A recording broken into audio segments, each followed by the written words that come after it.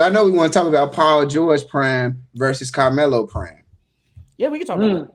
We can talk about that. Go ahead, Sheldon. You go first. Um, I looked at the numbers. I looked at what Paul George was doing. When he went up against the Heat. Melo making it all the way to the playoffs every year. Honestly, until he went to the Thunder. Yeah, after the Thunder, I was like, huh.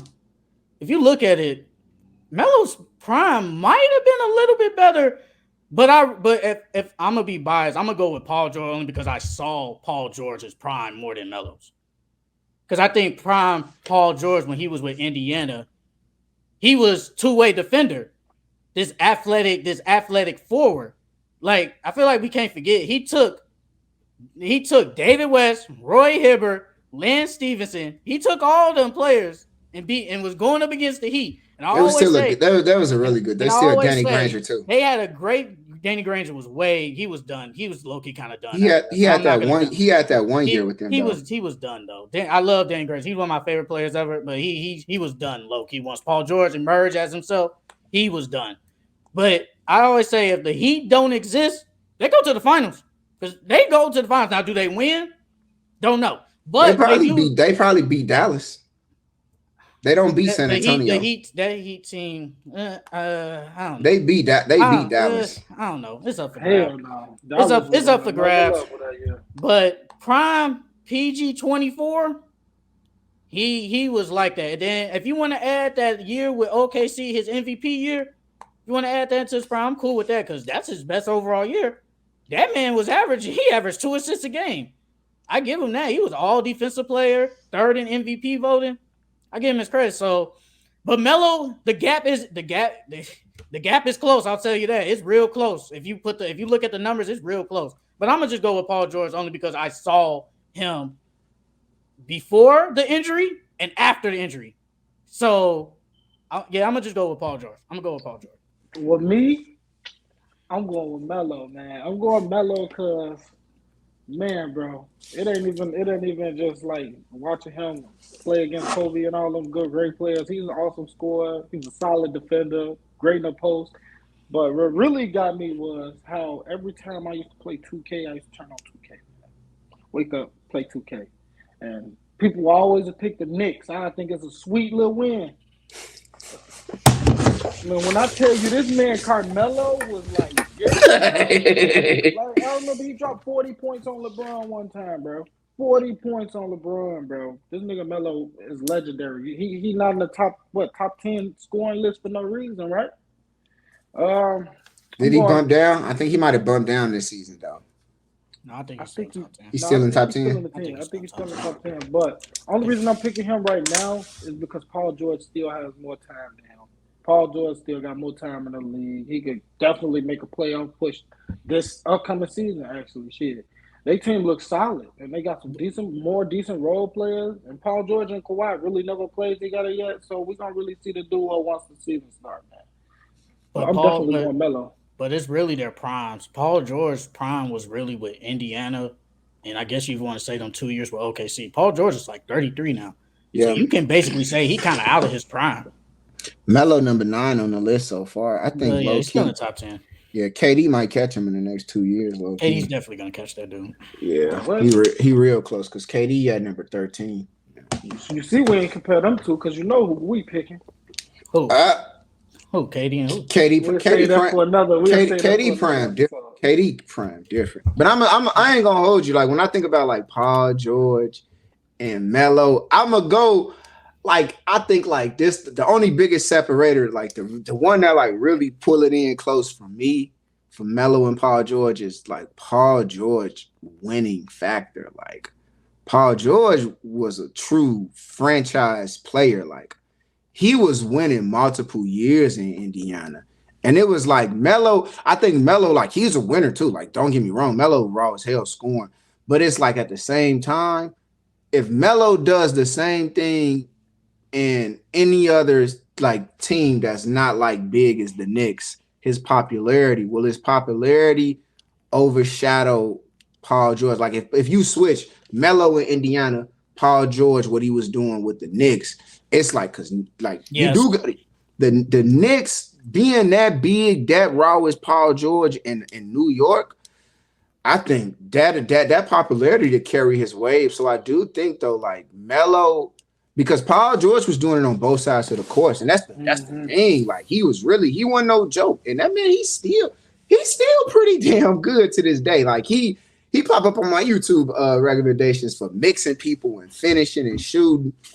I'm gonna go. Damn, I love. Damn, man, I don't know. I really just don't know, man.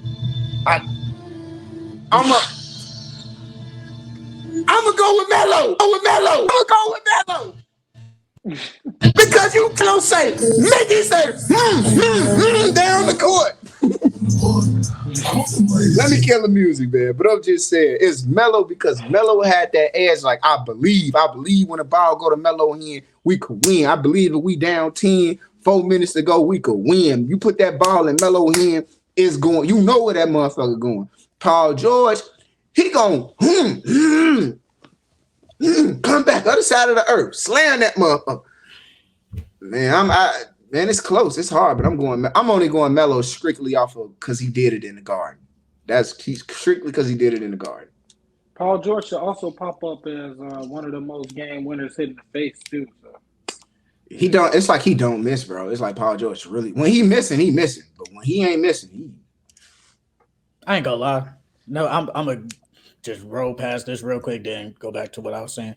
That Damian Lillard shot was lucky. That was a bad shot. He even said that was a bad shot. That was a bad shot. That's a bad shot. It's just a bad shot. That bitch just went in. So nothing he can do. But he did it like he did it at the next All-Star game. He did it 4 times in a row. Nothing he can do about that. Like that's just a bad shot.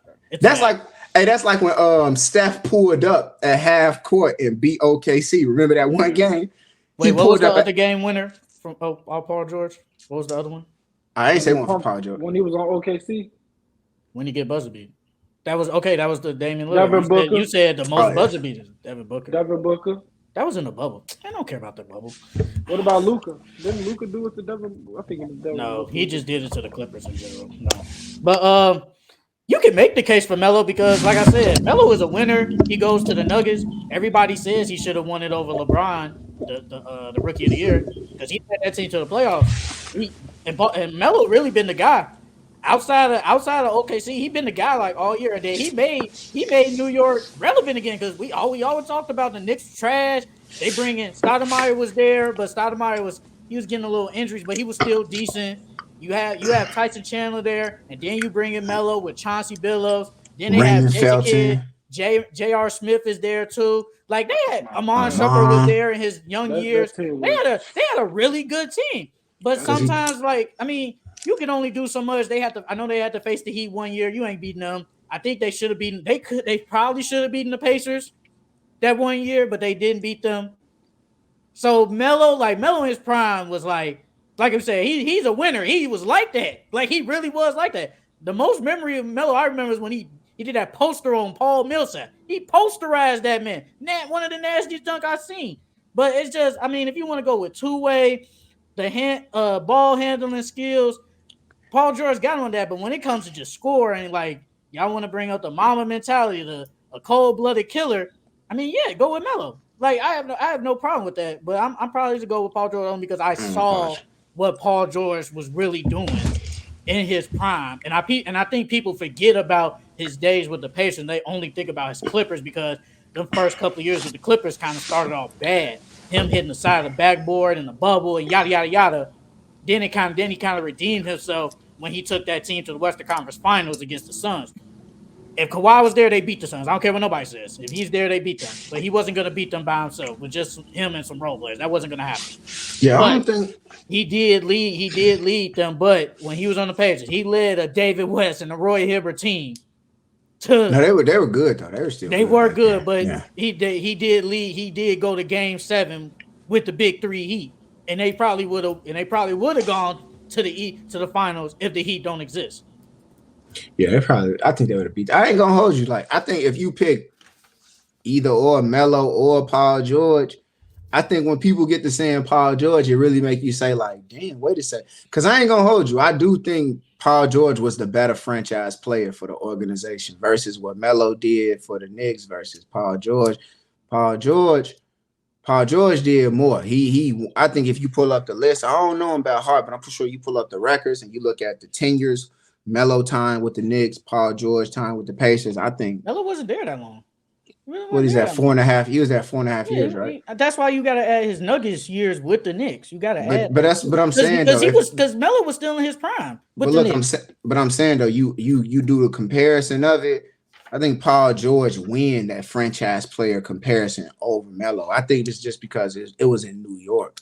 The New York factor is what it is. And Melo got a nice, he got a likability about him that even without him saying much, he has such a leadership like personality that draw people in to listen to what he says. So that should just Paul George. I think he's getting more people like want to listen and hear what he got to say because of the podcast recently. But over the years, never really hear too much about Paul George. More drama than like anything like positive of uplifting. I don't think he's the type of person that speaks up.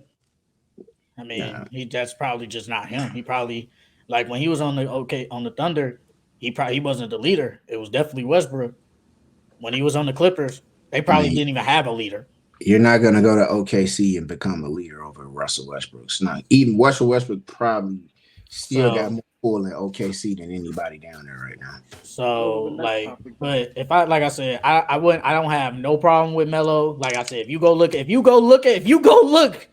Melo's prime was really it's really good. Like you can't sleep on it. You really can't sleep on it. His prime was pretty short though. His prime was short. Who? Melo prime was pretty short though. Was it? Man, I remember I think compared to Paul George, prime, it was pretty short. You can say, Melo was averaging almost 32 points, 1 month, 32 points. Melo was cooking. His prime was probably what, 5 years? I think that's what your prime really is. 5-6 years. Well, 5 years. I'll go 5. The man really changed the organization when he got there, man. Probably because I grew up watching Bron. So, you grew up watching Bron. I'd be forgetting that primes don't supposed to be for 15 And the years. thing is, people don't think of Melo when he was on the Nuggets. They think about when he was on the Knicks. But if you go back and look at when he was on the Nuggets, when he was taking them teams to the playoffs, they didn't. I think he only went to one conference finals. They had to go up against the Lakers. He wasn't beating that. He wasn't beating Kobe. He wasn't. They lost in 5, didn't they? They lost. Yeah, I think they lost in 5 or 6. But he wasn't beating Kobe. He wasn't beating them. If you look, those players were good. But it's like, can I really lead this team? Like he had Chauncey. Chauncey was still good at that time. He had Nene. He had Kenyon Martin. He had J.R. Smith. He had Dante Jones. You hear those names, you're like, they're good, but I don't know. And when you go up against Kobe, Kyle Gasol, with Andrew Bynum, with Lamar Odom, and Derek Fisher and all them, you're not gonna win. So it's kind of not his fault. Yeah, I think when you get to talking about prime versus prime, it's a real good conversation. So